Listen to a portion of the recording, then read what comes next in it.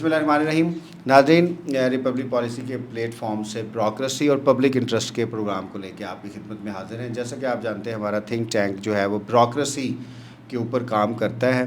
Bureaucracy को reform करने के लिए, उसको बेहतर करने के लिए हमारी रिसर्चेस भी republicpolicy.com पे अवेलेबल हैं।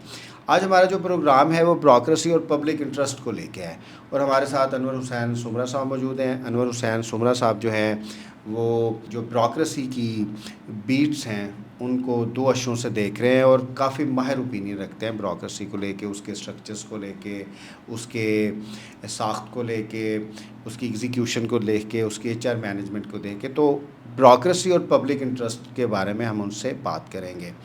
जी अनवर हुसैन सुमरा साहब, आपका बहुत शुक्रिया हमें टाइम देने का। अच्छा, ब्यूरोक्रेसी के बारे में पब्लिक ओपिनियन यही है कि ब्यूरोक्रेसी का जो इंटरेस्ट है और जो पब्लिक इंटरेस्ट है वो अमूमन क्लैश में रहते हैं। There is a clash between these two interest. आप इसके बारे में क्या कहेंगे कि जो ब्यूरोक्रेसी का इंटरेस्ट है पब्लिक इंटरेस्ट के साथ मैच करता है? नहीं, मेरा नहीं ख्याल, क्योंकि ब्यूरोक्रेसी जो भी है उसको देखें, बात ये है कि ये इम्प्लीमेंटिंग टूल है। इशू तो ये शुरू होता है ना कि आपकी पॉलिटिकल एलीट किस तरह सोचती है। उसने मंसूबे बनाने हैं, पॉलिसीज़ बनानी है, रूल्स रेगुलेशन बनानी है, लेजिस्लेशन करनी है, और उसकी एग्जीक्यूशन जो है वो आपका ये ब्यूरोक्रेट्स ने करनी होती है। लेकिन हमारे यहाँ बदकिस्मती से एक तो पॉलिटिकल वैक्यूम आपको पता है जिस तरह है कि कोई ऐसी लीडरशिप नहीं अभी तक आ सकी कि जो विजन दे सके, जो अगले 10-20 साल की को पॉलिसी बना सके। बल्कि अगर आप पंजाब की बात करें तो पिछले 2 सालों में 5 पॉलिटिकल रिजीम्स आई हैं। जी बिल्कुल ऐसे ही है, कंटिन्यूटी नहीं है। दूसरी बात ये है कि देखें, अगर आप मॉडल स्टडी करें ना, जो जिन ममालिक ने तरक्की की है, तो उन्होंने चंद एक सेक्टर्स में लॉन्ग टर्म पॉलिसीज़ बनाई और उनको गवर्नमेंट आती थी चली जाती थी, लेकिन वो पॉलिसीज़ पे इधर उधर नहीं होते थे।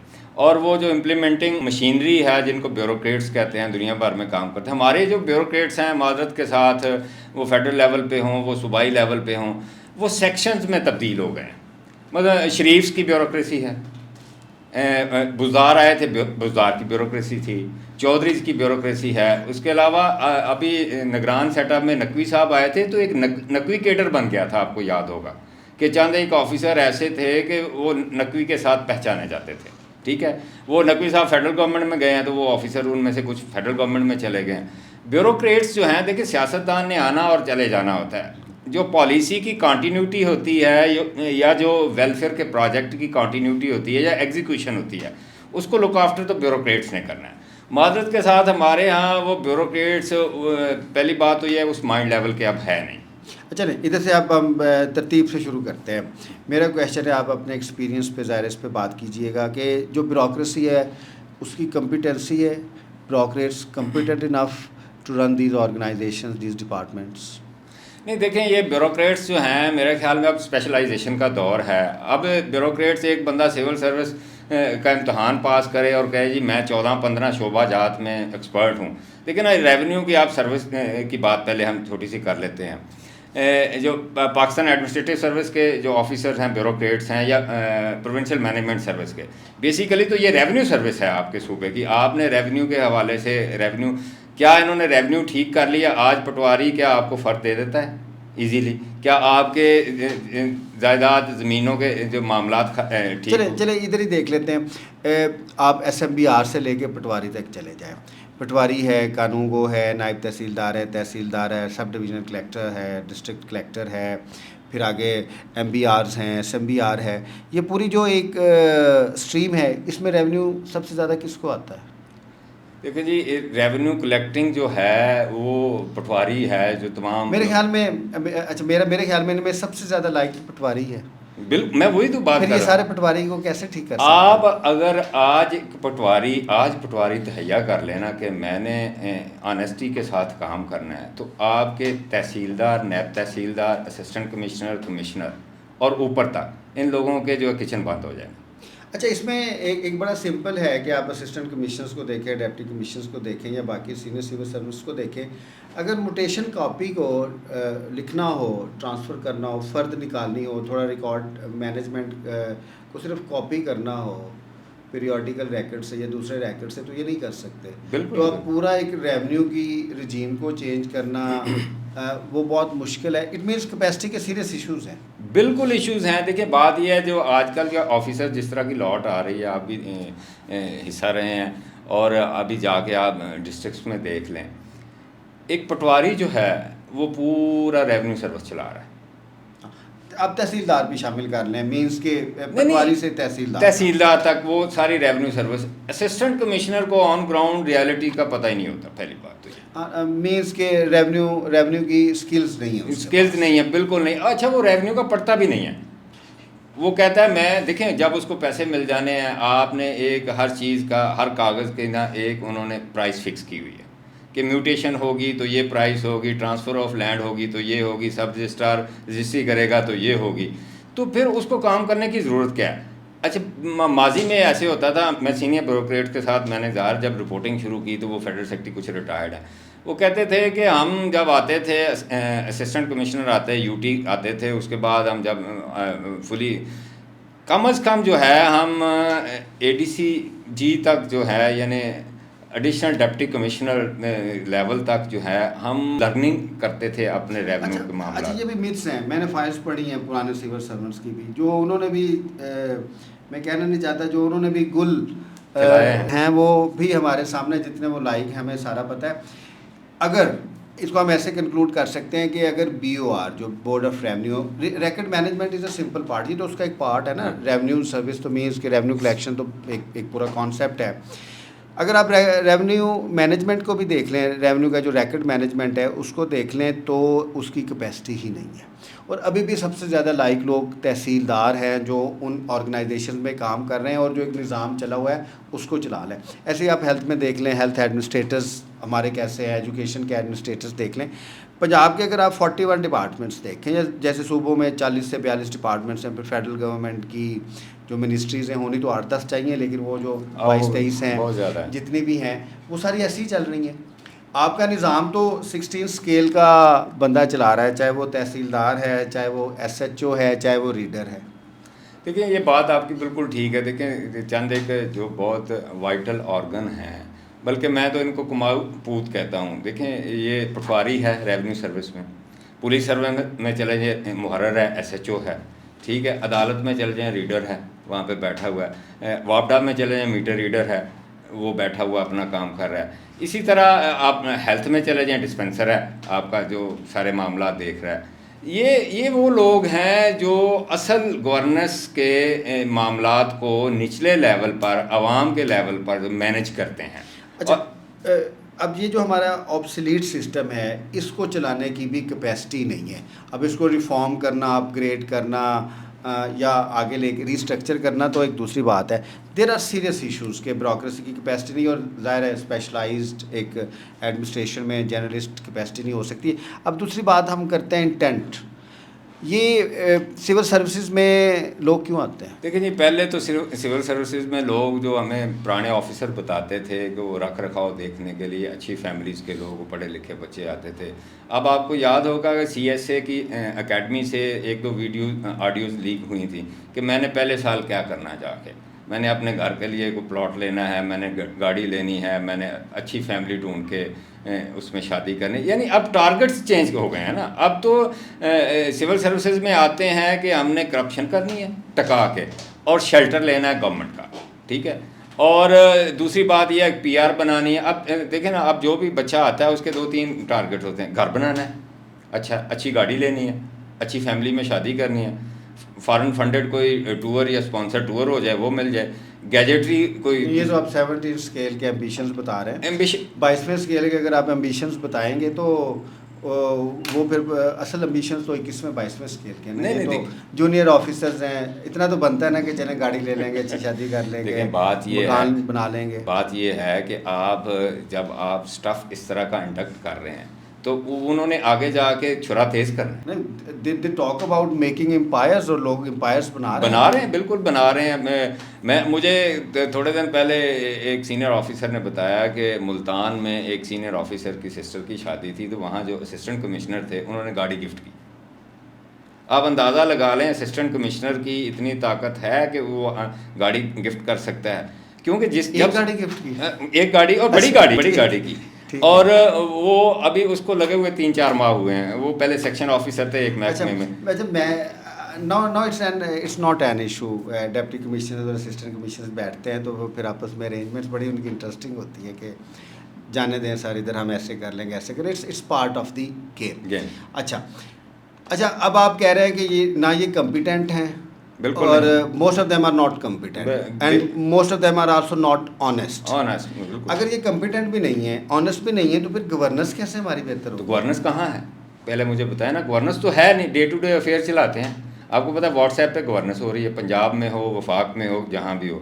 लेकिन ना ऊपर चीफ मिनिस्टर का भी विजन कोई नहीं है। शहबाज शरीफ साहब अच्छे एडमिनिस्ट्रेटर हैं लेकिन विजनरी लीडर नहीं है, ये आप जहन में रख लें। वो एडमिनिस्ट्रेटर अच्छे हैं कि डेवलपमेंट के काम करवा दिए। देखिए, डेवलपमेंट के काम एक पार्ट है कौम को तरक्की देने का। अच्छा, चलिए, अगर डेवलपमेंट के ऊपर भी बड़े मिस हैं, पाकिस्तान में डेवलपमेंट का सबसे अच्छा काम डीएचए ने किया है, उसके बाद बहरिया टाउन ने किया है। ये तो हमारी फेडरल गवर्नमेंट्स और provincial governments with all their resources उतना अच्छा डेवलपमेंट का काम भी नहीं कर हाँ, सकते। बिल्कुल नहीं, क्वालिटी नहीं है। आप भी अगर आज 1960 की बिल्डिंग की क्वालिटी चेक करवा लें और आज जो बनी है बिल्डिंग, यानी 2008 के बाद 10 के बाद जो बिल्डिंग्स हैं उनका मटेरियल टेस्टिंग करवा लें और क्वालिटी चेक करवा लें तो बुरा हाल है। अच्छा, चलें, अब हम इसको थोड़ा सा रिफ्रेश करते हैं कि SNDAD है, सूबों में इस्टेब्लिशमेंट डिवीज़न इस्लामाबाद में है। अब ये बुनियादी तौर पे ह्यूमन रिसोर्स मैनेजमेंट के इदारे हैं। अदारे बिल्कुल आपने आपकी ख़ास नज़र होती है ट्रांसफ़र्स पे, पोस्टिंग्स पे, प्रमोशन पे। अब हम बात करते हैं पोस्टिंग्स पे। पोस्टिंग का म्यार क्या है? पिछले 2 अशरों से आप इसको देख रहे हैं कि पोस्टिंग्स कैसे होती हैं। लेकिन ये बात ये है कि जब शहबाज शरीफ साहब चीफ मिनिस्टर पंजाब थे तो उन्होंने एक किचन कैबिनेट बनाई हुई थी ब्यूरोक्रेट्स में, ठीक है जी। वो आहद खां चीमा था, वो कोई और साहब थे, राशिद लंगड़ियाल था, उसके बाद इस तरह के लोग थे, फवाद हसन फवाद था, बाकी लोग थे, ठीक है। उन्होंने वो रिकमेंड करते थे चीज़ों को। और उस वक्त जो थे पटवारी, नायब तहसीलदार, थानेदार, इसकी पोस्टिंग में सियासतदान जो इन्वॉल्व होता था वो अपना डेरा शेरा उनसे चलवा लेता था।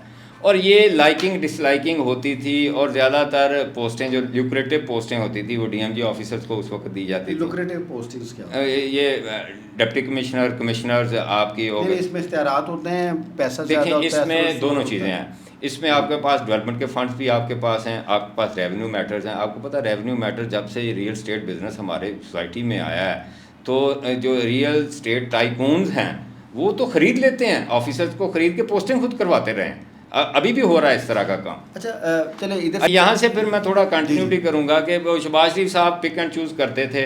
वो उनकी जो कोर टीम थी उनके अपने इंटरेस्ट थे, वो बड़े बड़े प्रोजेक्टों के पैसे भी लेते थे, बाकी चीज़ें भी करते थे। लेकिन उस वक़्त सिफारिश पे या काम करवाने की बेस पर पोस्टिंग दी जाती थी, ठीक है।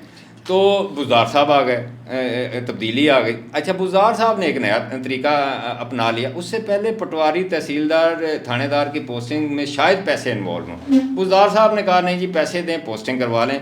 रियल स्टेट के जो अच्छा, ये तो एलिगेशन है। नहीं, एलिगेशन नहीं है। देखिए, मैं आपको बताता हूँ। मैं बुज़दार साहब के हवाले से, इनकी गवर्नेंस के हवाले से स्टोरी करने के लिए वहाँ पे गया, इनके गांव में गया, यानी इनके डिस्ट्रिक्ट में गया, DG खां में 2 दिन वहाँ पर रहा। उसके बाद मेरे पीछे कुछ लोग लग गए, मुझे वहाँ से भागना पड़ा। फिर मैंने वो स्टोरी दी, उस पर नैब रेफरेंस बन गया कि 64 के करीब बुज़दार फैमिलीज़ को एज ए कॉन्ट्रैक्टर रजिस्टर्ड किया गया था, जो DG खां लेवल के महकमे। सर, इतना बड़ा ट्राइब है लाखों का। हाँ, तो 60-64 तो ज़ाहिर है। उससे पहले तो एक भी बुज़दार नहीं था कॉन्ट्रैक्टर। इसका मतलब वो कहाँ से मशरूम ग्रोथ कोई निकल आई ना कहाँ। मैंने वहाँ से लोगों से इंडिपेंडेंट ज़राए से पूछा, क्योंकि मेरा अपना तरीकाकार। उन्होंने कहा जी हर वीकेंड पे यहाँ 2 से 3 गाड़ियाँ आती हैं, मुख्तलिफ ऑफिसर्स प्राइवेट गाड़ीज़ में आते हैं, बुज़दार साहब के भाइयों को मिलते हैं, उसके बाद वो चले जाते हैं। अगले दिन कोई डिप्टी कमिश्नर लगा होता है, कोई सेक्रेटरी लगा होता है, कोई कमिश्नर लगा होता है। बुज़दार साहब के दौर में लिटरली जो है रेट्स मुकर्रर हो गए थे। ये बात गलत नहीं है, इसमें हक़ाइक़ हैं। और इसमें मुख्तलिफ। अच्छा, फिर एक और था, एक सेगमेंट। ये चीज़ें ब्यूरोक्रेसी के सर्कल्स में भी डिस्कस होती थी।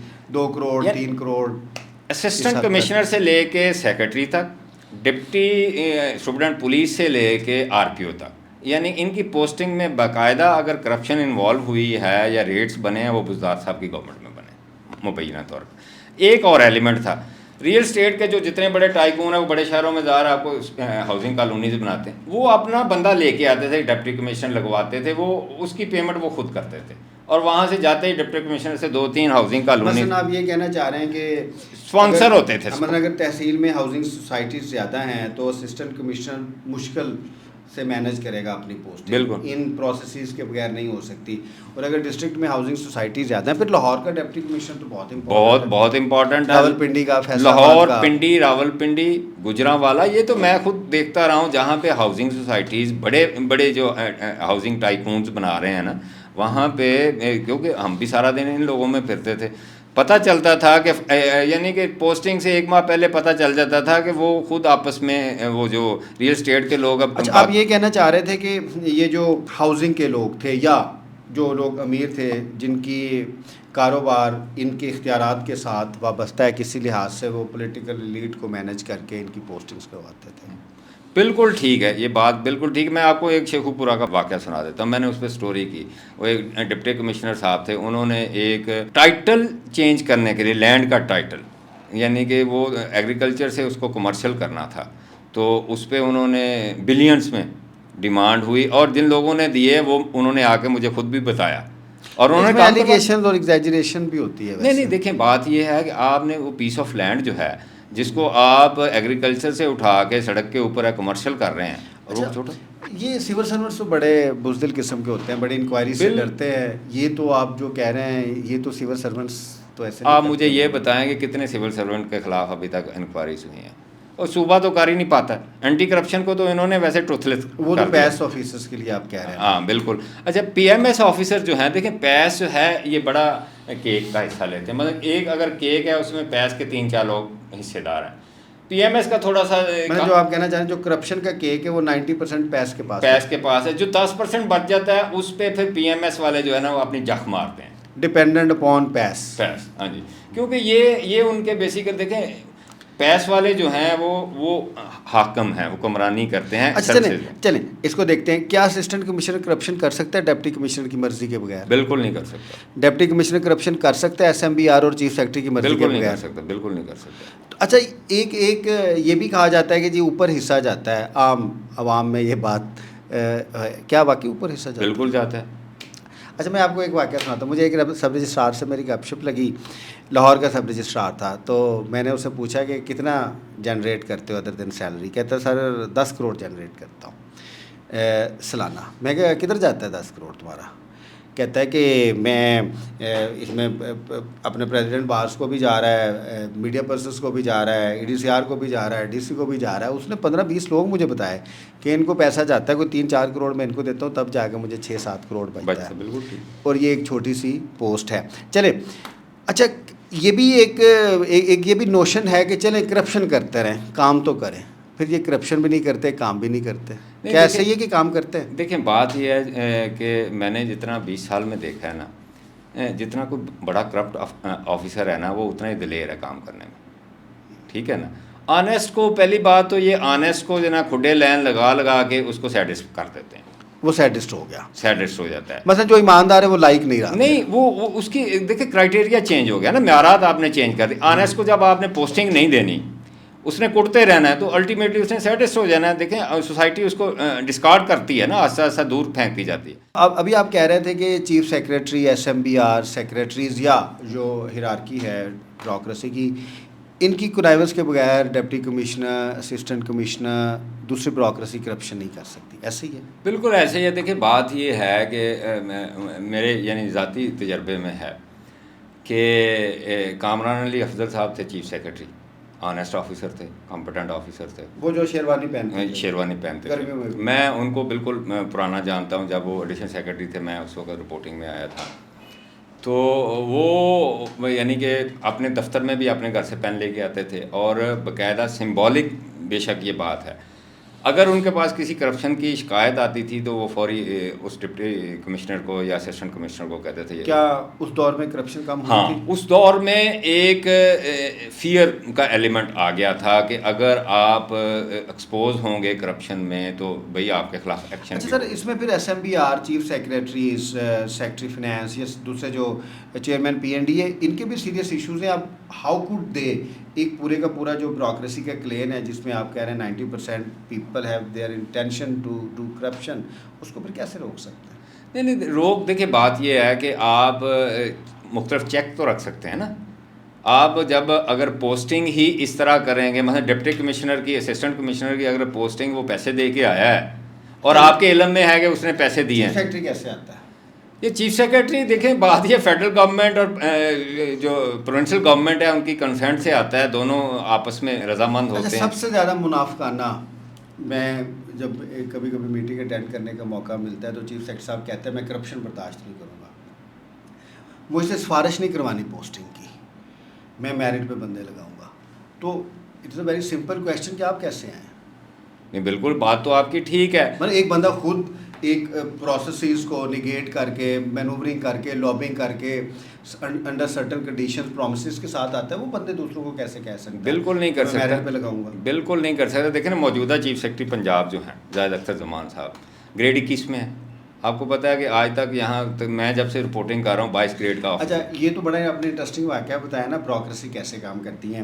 मौसूफ ग्रेड 21 के ऑफिसर हैं, बिल्कुल। कोर्ट में पिटीशन हुई इरेटिक पोस्टिंग के ऊपर, हाँ। इरेटिक पोस्टिंग का ऑर्डर आया, इन्हीं को ही कहा गया कि जो जो इरेटिक बैठे उनको उनको फारग कर दें। अच्छा, खुद भी इरेटिक बैठे हुए हैं। बिल्कुल, पाकिस्तान का सिस्टम, आईजी पंजाब भी इरेटिक पे बैठा हुआ है। एग्जैक्टली। एंड पाकिस्तान का जो पूरा गवर्नेंस का सिस्टम है ना, ये it's a comical story actually ना। तो वो आप खुद मौसूफ 21वें में हैं, लेकिन वो बैठे हुए हैं। फिर वो क्या करते हैं, वो फिर ऑर्डिनेंस लेके आते हैं। वो एक्ट में तरमीम कर ली, अभी ऑर्डिनेंस आता है, नकवी साहब को वो मैनूवर करते हैं, ऑर्डिनेंस लेके आते हैं। अब देखें ना, मैं यहाँ आपको एक बात बताता हूँ। मैं जब ये शहबाज शरीफ साहब की गवर्नमेंट आई 2008 में, फवाद हसन फवाद साहब उस वक्त ग्रेड 18 में थे, उनको सेक्रेटरी सर्विसेज लगा दिया गया। हम उनको मिलने गए 2-3 जर्नलिस्ट, तो उन्होंने हमें कहा जी आज के बाद पोस्टिंग ट्रांसफ़र मेरिट पे होगी, ऑनेस्टी इंटेग्रिटी देखी जाएगी हर बंदे की, उसके अलावा मेरिट पे ओपन डोर पॉलिसी होगी। गवर्नेंस के उन्होंने, गुड गवर्नेंस के ना 3-4 जो बेसिक बेंचमार्क हैं, उन्होंने हमें कहा जी ये होंगे, हम ये हमारी पॉलिसी है। मैंने क्वेश्चन कर दिया, मैं कहा फवाद साहब आपका ग्रेड कौन सा? कहता है अभी मैं 19 में वो जिस तरह होता है ऑफिशिएटिंग पे हूँ। तो मैंने कहा आपको पता है आपकी प्रीडिसेसर ग्रेड 21 की थी इधर, तो आपकी तो अपनी पोस्टिंग मेरिट पे नहीं है, तो आप किस तरह इंश्योर करेंगे कि अगली पोस्टिंग जो है मेरिट पे वो लड़ पड़े मेरे साथ? अच्छा, मैं क्योंकि I am also part of bureaucracy हर तरह का स्टैंड ले सकती है सिवाय मॉरल स्टैंड के। They don't have any moral stand. Basically the concept is of possession, कब्जा है, जो जहाँ पे कब्जा कर ले। Coming back to chief secretary, आपने बड़ा लिखा भी है इसके ऊपर, प्रोग्राम्स भी किए। आप कहते हैं कि चीफ सेक्रेटरी साहब की जो कॉम्पिटेंसी है वो बड़ी कंप्रोमाइज है, is not that competent officer. जी बिल्कुल, मेरे देखें इनके बैचमेट के साथ भी गपशप रहती है और इनके सीनियर्स के साथ भी गपशप रहती है। ये एक लैपटॉप के चीफ सेक्रेटरी हैं बेसिकली, लैपटॉप में अपने आप को कंसीव करके वहाँ रखते हैं। अब देखें ना, इनका विजन देख लें। एक तो इन्होंने, लेकिन है महा कलाकार। चीफ मिनिस्टर पंजाब मरीम नवाज साहबा जिस दिन इलेक्ट हुई, वहाँ पे एक आर्काइव म्यूज़ियम जो पहले बन चुका था, वहाँ उनकी तख्ती लगा के पहले दिन इफ्तिताह करवा दिया कि देखें जी गुड गवर्नेंस, देखें आपने पब्लिक इंटरेस्ट में नहीं। अच्छा, उधर तो पब्लिक जा ही नहीं सकती उस आर्काइव के म्यूजियम वो भी मैं सारी आपको कहानी बता। उसके बाद इन्होंने उनको यानी शीशे में उतार लिया। फिर इन्होंने, आपको पता है सेक्रेटेरिएट में रेनोवेशन, रिवैम्पिंग, अपग्रेडेशन पे कितने पैसे लगे? 1 अरब 44 करोड़ रुपया लगा। अच्छा साहब, इसके बारे में अच्छा, मैं अगली पूरी बात बताता हूँ। जी। अब वहाँ पे इन्होंने लाइट्स लगवाई हुई थी। चीफ मिनिस्टर को इन्होंने कहा जी आप किसी दिन एक इजलास उन्होंने वहाँ पे अपना शाम को रखा। इन्होंने जानबूझ के उनको वो लाइट्स सारी जला के, वो बड़ा हर स्काई लाइन बन जाती है बड़ी ज़बरदस्त, उनको घुमाया। तो उन्होंने कहा ये जो कमिश्नर ऑफिस की जगह जो होम डिपार्टमेंट की बिल्डिंग बन रही थी उस पर कोई एक्स्ट्रा फोकस किया हुआ था। उन्होंने कहा ये किसकी बिल्डिंग है? उन्होंने कहा ये होम डिपार्टमेंट की नई बिल्डिंग है, यहाँ कमिश्नर ऑफिस पुराना होता था। उन्होंने कहा और साथ ही चीफ सेक्रेटरी साहब बोल रहे हैं मैडम देखें लश ग्रीन आगे ग्राउंड है वो आपके, और फौरा लगा हुआ, आपका यहाँ कैंप ऑफिस ना बना दें। इसको पब्लिक इंटरेस्ट पे देखता हूँ ना। अब हम अपने प्रोग्राम को लेके आए, एक ऐसा मुल्क जहाँ पे 10 करोड़ लोग गुर्बत से नीचे हैं, ठीक है। दुनिया के गवर्नेंस मॉडल चेंज हो गए हैं, ब्यूरोक्रेसी के मॉडल चेंज हो गए हैं, वर्क फ्रॉम होम चल रहा है, आप 4-5 मरलों के फ्लैट्स में सारी ब्यूरोक्रेसी चली गई हैं, छोटे छोटे ऑफिस हैं, केबल्स में रहते हैं। तो अगर आप सेक्रेटेरिएट में जाएं तो मुग़लों ने भी ऐसा अपना ऑफिस नहीं बनाया था जितना चीफ सेक्रेटरी साहब ने बनाया है। बिल्कुल ऐसे देखें ना वहाँ पे इससे ज़्यादा वैसे ना पब्लिक मनी की वेस्टेज नहीं वेस्टेज नहीं है। आपको पता है 20 करोड़ पे के सिर्फ दरख्त लगाए गए हैं वहाँ पे, 20 करोड़ रुपए के दरख्त लगाए नहीं, गए। वो तो उन्होंने अच्छा किया है ना कि पाकिस्तान को दरख्त और चाहिए। दरख्तों के साथ एक एक दो दो बांस भी लगाए हैं ताकि खड़े करने के लिए ना उनको, क्योंकि वो आप बड़ी हाइट के दरख्त लगाएंगे महंगे भी लगें। वो ब्यूरोक्रेसी की एडमिनिस्ट्रेशन अच्छा, में दरख्त लगाने की अपनी स्टोरी वहाँ है। पे इस तरह किया है इन्होंने कि जी इनकी हमने जो ना देखें, बात ये है कि नकवी साहब के दौर में ना डेवलपमेंट जो वर्क था उस पर थोड़ा इन्होंने अपना स्टाइल चेंज कर लिया। पहले जब शहबाज शरीफ साहब होते थे तो उस वक्त ये होता था ठेकेदार से पैसे लिए, उसको कॉन्ट्रैक्ट दे दिया, अपना साइड पे हो गए। फिर एक नया कॉन्सेप्ट ये है तरक्याती मनसूबा जात में कि आप तरक्याती मनसूबा जात को ओवर एस्टिमेट करके कंसीव कर लें, उसके बाद फिर शहबाज शरीफ साहब इन्वॉल्व होते हैं, नहीं जी 20% नीचे लेके हमने नेगोशिएट कर किया। हालांकि पेपर रूल में इस तरह की कोई बात नहीं, 20% 30% नीचे ले आए। ओरिजिनल अगर प्रोजेक्ट 100 रुपये का है तो वो 150 रुपये पे डन किया, ऊपर 50 रुपये मुबैना तौर पर ब्यूरोक्रेट्स ले गए, सियासतदान ले गए, 100 रुपये ओरिजिनल का। नकवी साहब का दौर था, शॉर्ट दौर था, उस वक्त ब्यूरोक्रेट्स ने, यही महाकलाकार जो चीफ सेक्रेटरी हैं, इन्होंने उनको मशवरा दिया कि हम नई बिल्डिंग बनाने के चक्करों में नहीं पड़ते, हम इस तरह करते हैं रिवैम्पिंग, अपग्रेडेशन के मामला, रेनोवेशन, रेस्टोरेशन के मामला पे चलते। आपको पता है लाहौर पंजाब के हॉस्पिटल पे 25 अरब रुपए की रेनोवेशन रिवैम्पिंग हुई है। सेक्रेटेरिएट में 1 अरब 44 करोड़ रुपए की रेनोवेशन रिवैम्पिंग हुई है। इस तरह कमिश्नर ऑफिस लाहौर जो बना है 39 करोड़ रुपया वहाँ पे लगा है। जियो वहाँ पे 5 अरब रुपए की गाड़ियाँ आई हैं।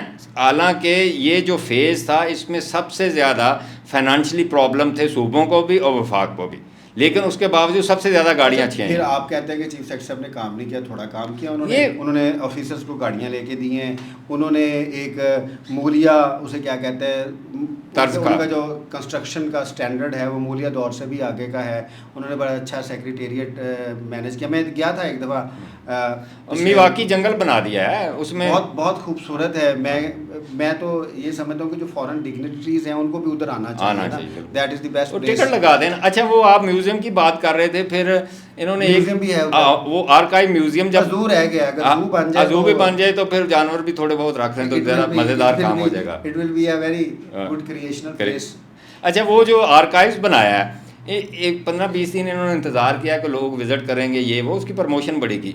फिर चीफ मिनिस्टर पंजाब ने अपने दस्तखत से मुख्तलिफ वीसीज़ को लेटर लिखे कि आप अपने बच्चों को लेकर आएँ, ये आर्काइव्स दिखाएँ, यहाँ पर नायाब दस्तावेज़ात हमने रखे हुए हैं। वो भी नहीं आए। अच्छा, वो देखिए ना ड्रामा कैसा चल रहा है, ये टिकटॉक पे चीफ मिनिस्टर जो काम कर रही है वो भी नहीं है। यही तो एडमिनिस्ट्रेशन है and therefore they are very successful. अच्छा, चीफ सेक्रेटरी ने एक और काम किया, वहाँ पे एच ब्लॉक के रूफ टॉप पे जो है एक कैफ़े बना दिया। वहाँ पे ब्यूरोक्रेट्स बैठ के कॉफ़ी पीते हैं और शहर का तायराना जायजा लेते हैं। काम बहुत करते हैं, वो बहुत काम करते हैं इसका।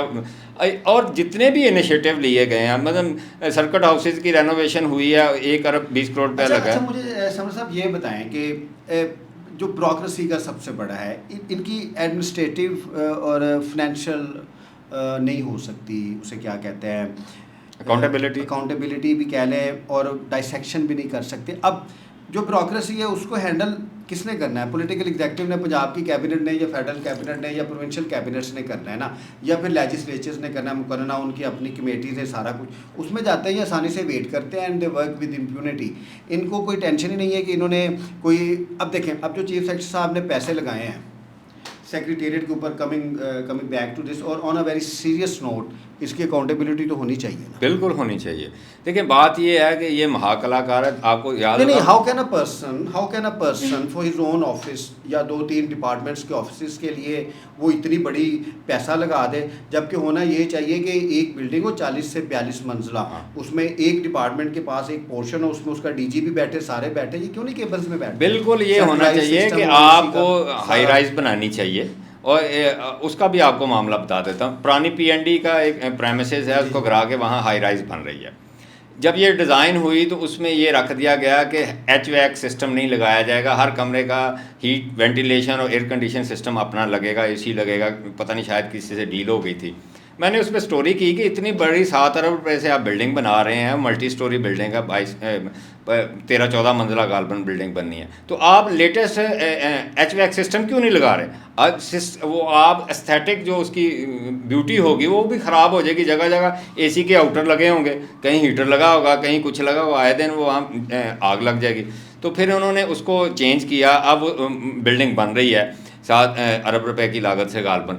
लेकिन इशू ये है कि बुज़दार दौर से लेके देखिए अकाउंटेबिलिटी के कुछ फोरम होते हैं। एक अकाउंटेबिलिटी का फोरम है, एंटी करप्शन है वो। अच्छा, तो इधर रुके, इसको आगे, क्या एंटी करप्शन चीफ सेक्रेटरी को पकड़ सकते हैं? नहीं, बिल्कुल नहीं। वो तो चीफ सेक्रेटरी क्या, वो किसी डिप्टी कमिश्नर को नहीं हाथ डालते जो। अच्छा, इसका भी अलग ही कॉन्सेप्ट है पंजाब के एंटी करप्शन इस्टेब्लिशमेंट का या पूरे पाकिस्तान का, कि ये बेसिकली ACE जो ऑफिस है वो अंडर ECS है, एडिशनल चीफ सेक्रेटरी। उनकी मीन्स कि अगर वो एडिशनल चीफ सेक्रेटरी का ऑफिस है तो वो थर्ड पर्सन तो ना हुआ ना, बिल्कुल ना, that is not a neutral body. अच्छा देखें, इंडिया में जो है ऑडिट एंड अकाउंट्स का जो मामला है, वहाँ पे PAC जो पब्लिक अकाउंट्स कमेटी होती हैं वो एम्पावर्ड हैं, वो अकाउंटेबिलिटी का सबसे बड़ा फोरम है। आपको पता है हमारे पंजाब में और फेडरल लेवल में पिछले 8-7 साल से पब्लिक अकाउंट्स कमेटी नहीं बनी।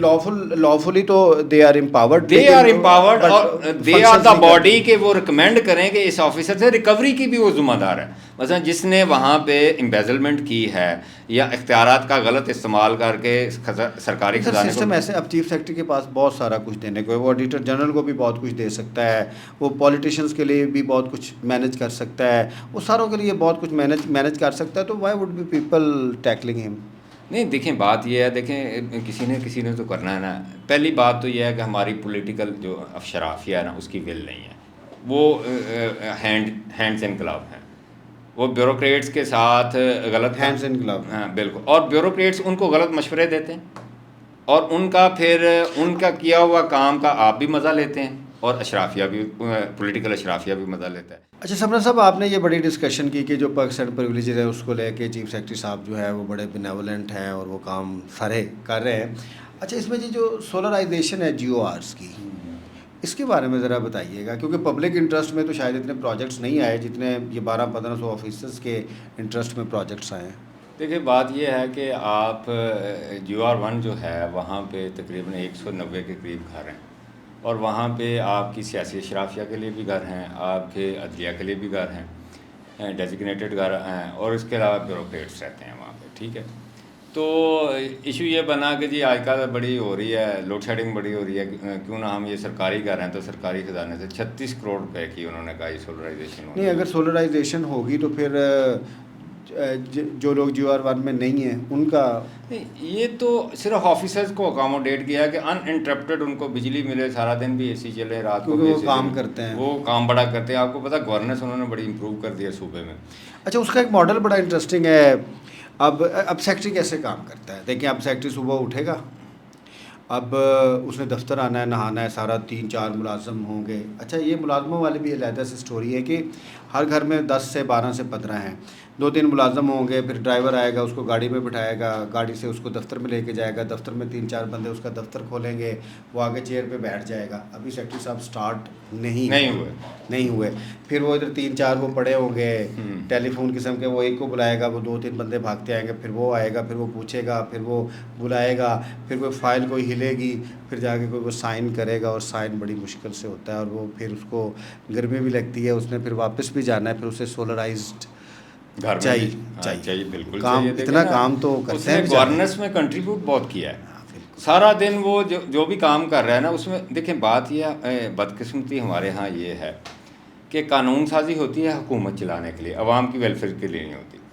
फ़ाइल की अप्रूवल होती है हुकूमत के कहने पे, अवाम की वेलफेयर का उसके नज़रिया नहीं होता। अच्छा, ये भी एक किस्म की ना मिथ है। फ़र्ज़ करें जो व्हाट आई हैव ऑब्जर्व्ड कि अगर 2 बंदे रखवाने हो ना किसी मिनिस्टर ने, 2 बंदे ये रख देते हैं, 10 बंदे तो अपने रखते हैं साथ। बिल्कुल ऐसे ही है। मैंने एक दफ़ा एक स्टोरी की, तो एक सेक्रेटरी साहब थे महकमे के, तो उन्होंने 38 लोगों को अपने घर में, अपने ससुरालियों के घर में और अपने भाइयों के घर में रखा हुआ था, जो सबॉर्डिनेट्स होते हैं, दर्जा चहारम के जिनको हम कहते हैं।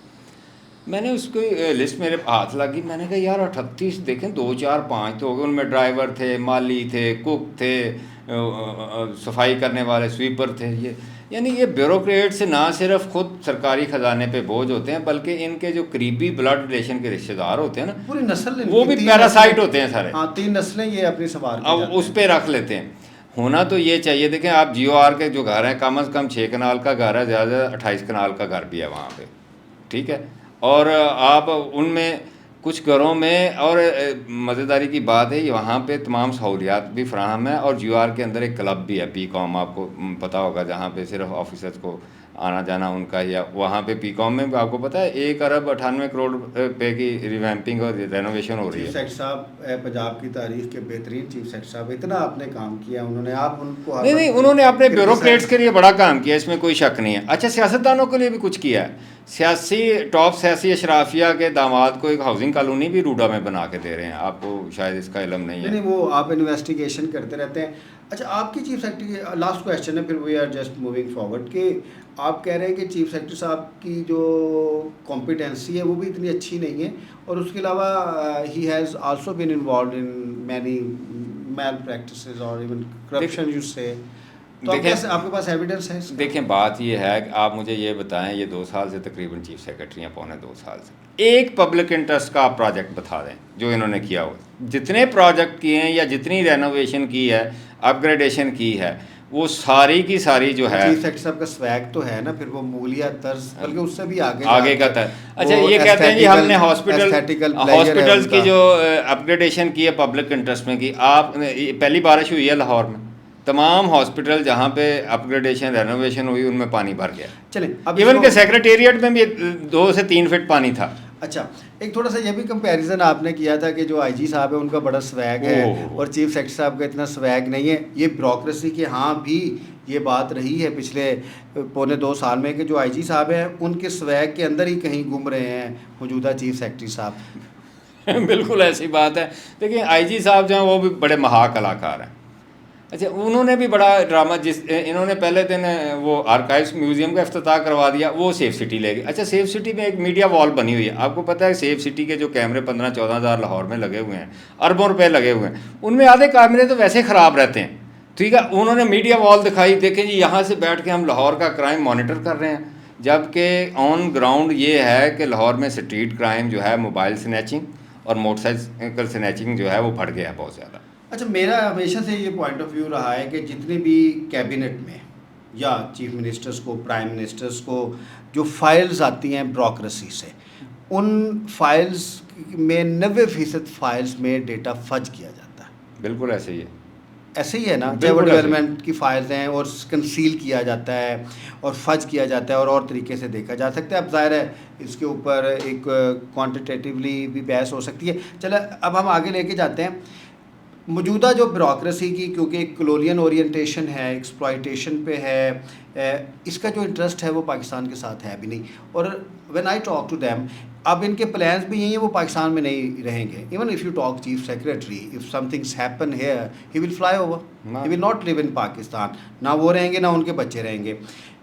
पहले भी आपने एक स्टोरी की थी, वी ऑल नो कि जो majority of them have dual nationalities, बिल्कुल ऐसे उनकी दोहरी शहरियतें उनके लिए ऐसी है कि करें exploit maximally, and when there is a problem and they should गो।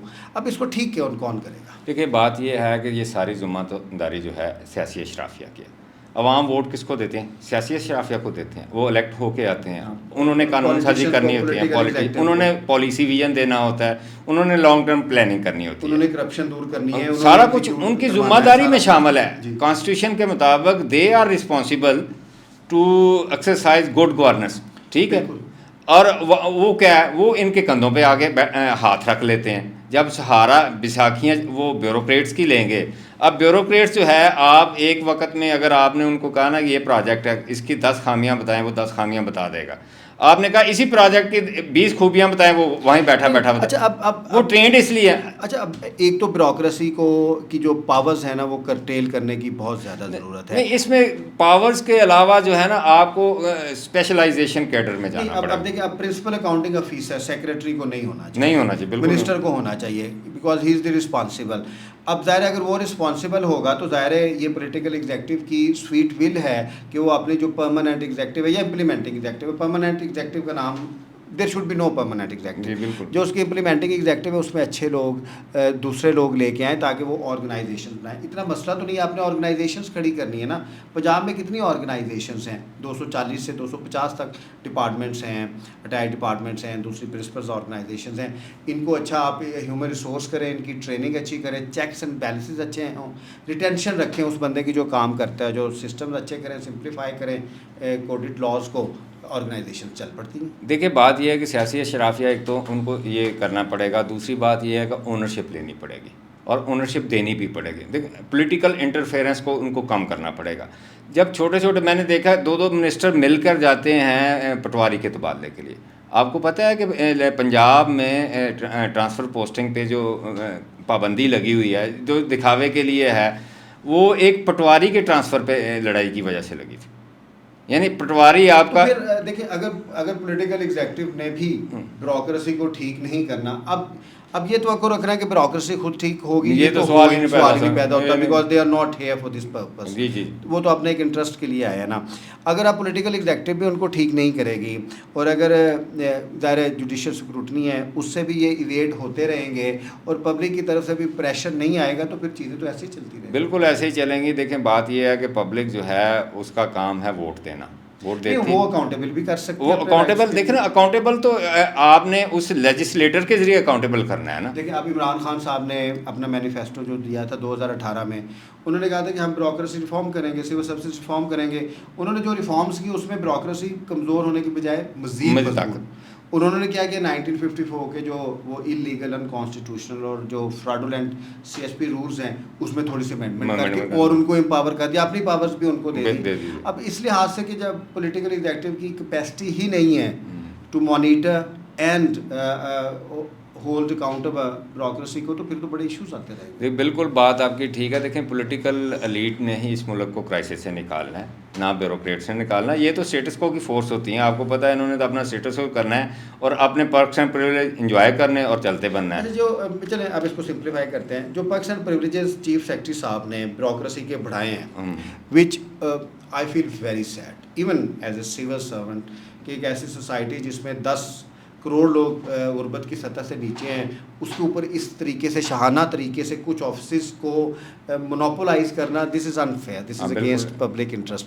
तो इनको अकाउंटेबल किया जा सकता है, बिल्कुल किया जा सकता है अकाउंटेबल। देखें बात ये है कि सियासी गवर्नमेंट है, पंजाब में भी फेडरल गवर्नमेंट में, बाकी सूबों में भी सियासी गवर्नमेंट है। ये ब्यूरोक्रेट्स तो मुलाजम है ना, आप इनकी अकाउंटेबिलिटी देखें शुरू करेंगे तो होगा। सबसे अच्छा फॉरम है पंजाब में कि आप पब्लिक अकाउंट्स कमेटी जो हैं उनको कॉन्स्टिट्यूट करें। अभी इन्होंने सेकंड को कर दिया है, कॉन्स्टिट्यूट करें। जितने भी ऑडिट पैराज बनते हैं वो कुछ ना कुछ उसमें स्टफ़ ज़रूर होता है, और जिन लोगों ने एम्बेजलमेंट किया हो या जिन्होंने अपनी अथॉरिटी को एक्सप्लॉइट किया हो वो लाजमी उसमें हाईलाइट होके आ जाते हैं। वो डिपार्टमेंटल जो कमेटीज़ होती हैं उस पर सेटल नहीं होते, आपको पता है वो आते। इस वक्त लाखों ऑडिट पैरा जो हैं पिछले 10 साल की गवर्नमेंट्स के पड़े हुए हैं, और वो ऑडिट पैरा के ज़िम्मेदार कौन है? ये ब्यूरोक्रेट्स हैं। सियासतदान का तो ऑडिट पैरा नहीं ना बनता, वो 249 में उनको एग्जेम्पशन, ठीक है, ब्यूरोक्रेट्स का बनता है। लेकिन आज तक मुझे ये बताएंगे कि कितने अकाउंटेबल ठहराया कितने ब्यूरोक्रेट्स को? नहीं, यही तो है जो CSA का कॉन्सेप्ट क्या है, सारी सिविल सर्विसेज एक जैसी हैं।